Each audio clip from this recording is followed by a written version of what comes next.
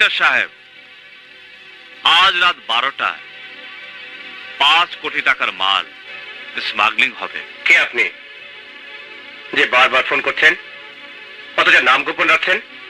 বলুন আপনি কে? আমি সেই যুবক।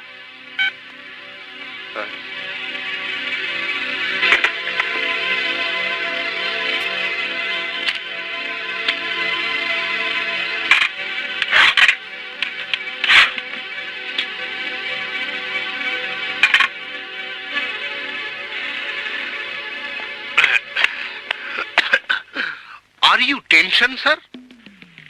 No tension. অপারেশনে যেতে হবে, তৈরি হয়ে নাও। Okay sir, now I am in tension. কত অফিসার এলো আর গেল, আমাকে যেতে হবে sir. Shut up. Yes sir. কোনো কথা নয়, তৈরি হয়ে নাও। এই মৃত্যু।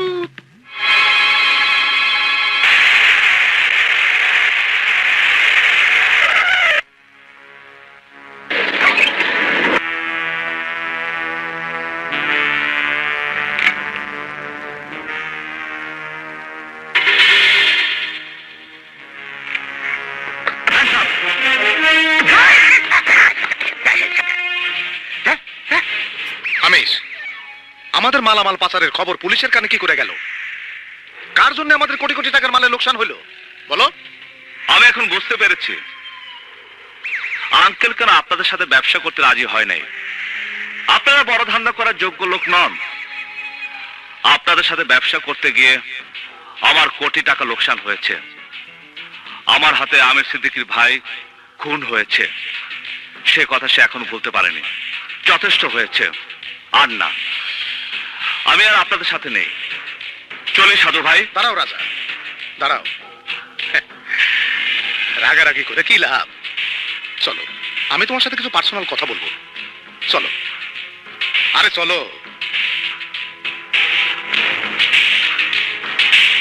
স্যার, সাধু ভাই চক্রটা খুবই সাংঘাতিক।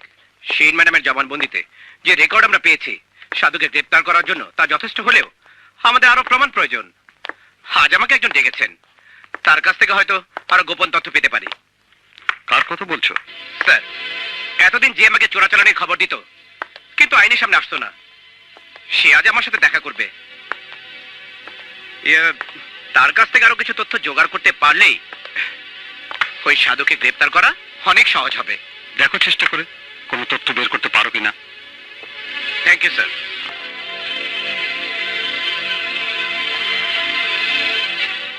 আপনি? হ্যাঁ, আমি সে দেশপ্রেমিক যুবক। প্রমাণ? প্রমাণ চাইলে আমি শুধু একটা কথাই বলবো, আপনি আমার সাথে দেখা করতে চেয়েছেন আর আমি চাইনি। ঠিক আছে, মেনে নিলাম আপনি সেই দেশপ্রেমিক যুবক, কিন্তু আমার প্রশ্ন হলো, মাল ধরিয়ে দিয়ে লাখ টাকার পুরস্কার আনতে গোয়েন্দা অফিসে যাননি কেন? পুরস্কার? আরে আমার কাছে সবচেয়ে বড় পুরস্কার এই সমাজের আস্তিনে লুকিয়ে থাকা ওই সাধু নামধারী ভণ্ডের ক্ষতি করা।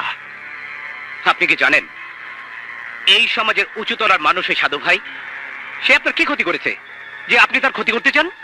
ইন্সপেক্টর সাহেব, আপনি কি জানেন ওই সাধু ভাইয়ের নামধারী ভণ্ডের অন্যায়ের প্রতিবাদ করতে গিয়ে আমার নিরীহ বাবা যাবজ্জীবন জেল হয়। ইন্সপেক্টর, জেল হয়। কে কে আপনার বাবা? বলুন, কি নাম আপনার বাবার? আপনি জানতে চান কে আমার বাবা? তাহলে শুনুন, ওই আনন্দ আশ্রম এতিমখানার মালিকের ড্রাইভার আজাদ কুরাইশ আমার বাবা। আপনার নাম? রাজা। রাজা আমার নাম। ভাইয়া, ভাইয়া, আমি তোমার ছোট ভাই রবিন। বিশ্বাস করো ভাইয়া, আমি তোমার ছোট ভাই।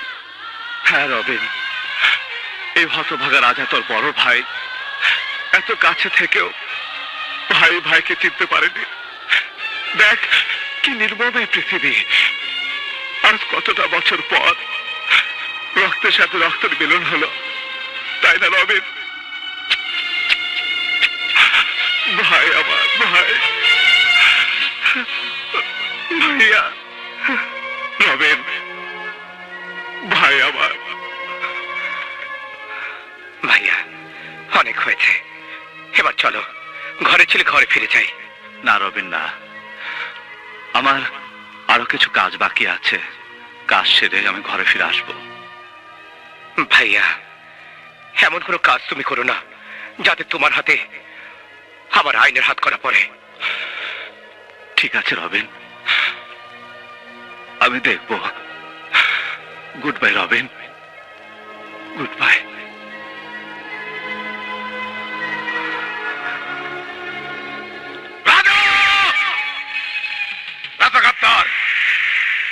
আরে ওরা কেমন মাসুম মনে হইতো? আমার মনে হয় শালা কাউয়া খায়, কাউয়া। কাউয়া খাও, তোমার মাথার বুদ্ধি আসবে। প্রথমে সে তোমার ভাইকে মারলো, তারপর আমাদের সাথে মিশলো, বললো হাত নয় দিলে দিল মিলাও, আমরা ময়না নিলাম। কিন্তু শালা তীর মারলো আমার বুকে। গাদ্দার কে? আমি তোমাদের গাদ্দার মনে করলাম, আর ও একে একে আমার সব মালের চালান ধরাইয়া দিল। আরে ওরা মনে হতো ওয়া ওয়া ইউ ইউ শিশু। শালা আমাকে বোকা বানালো, সাধু ভাইকে বোকা বানালো। এখন প্রকাশ হলো রাজা রবিন দুই ভাই হাত মিলিয়েছে। এখন শুধু বাকি আছে আমাকে গলা টিপা শেষ করার। যে আমার ক্ষতি করতে চায় তাকে এই দুনিয়ার বুকে বাঁচায় রাখি না। যাও বন্ধু, যাও, ওদের দুটোকে একসাথে শেষ করে দাও। যাও। সাধু ভাই, রাজাকে খুঁজে পাওয়া মুশকিল। ওই এক এক সময় এক এক ঠিকানায় থাকে। যেই ঠিকানাই থাকুক, ওর মায়ের ঠিকানা তো একটাই। ওর মা বোনের উপর আঘাত করো, দেখবে সন্তান কিভাবে সুইটা আসে। যাও।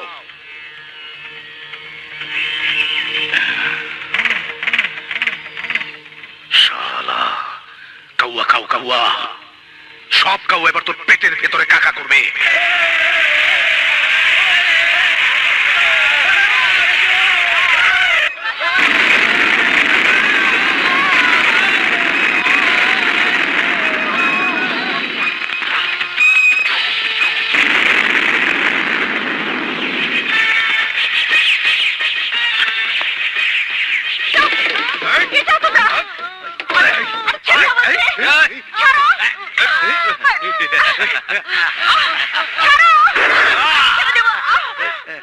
চিৎকার করবি না হারামজাদি।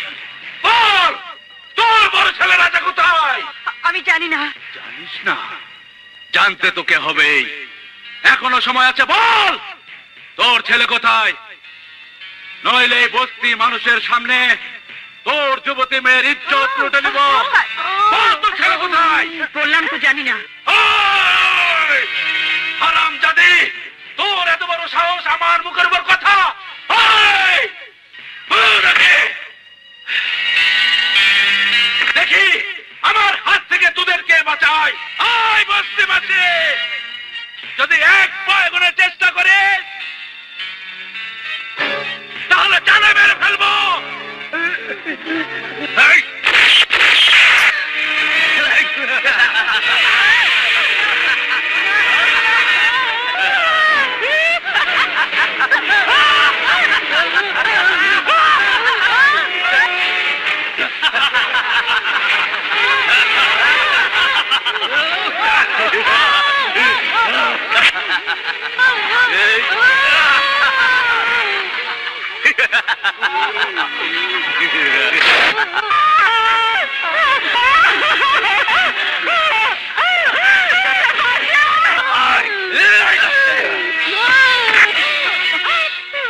আমার মেয়েকে ছেড়ে দাও। আমার মেয়েকে ছেড়ে দাও। আমার মেয়েকে ছেড়ে দাও। ইয়া আল্লাহ। ওই! ওই!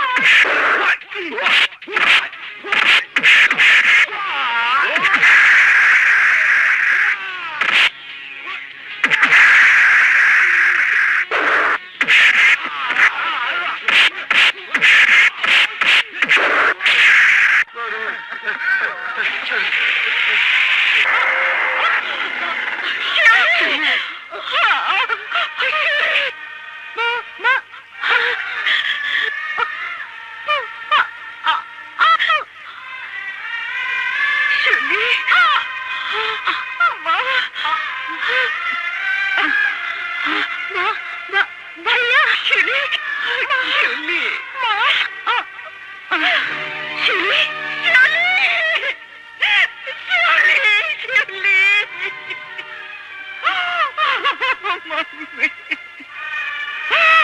মারে।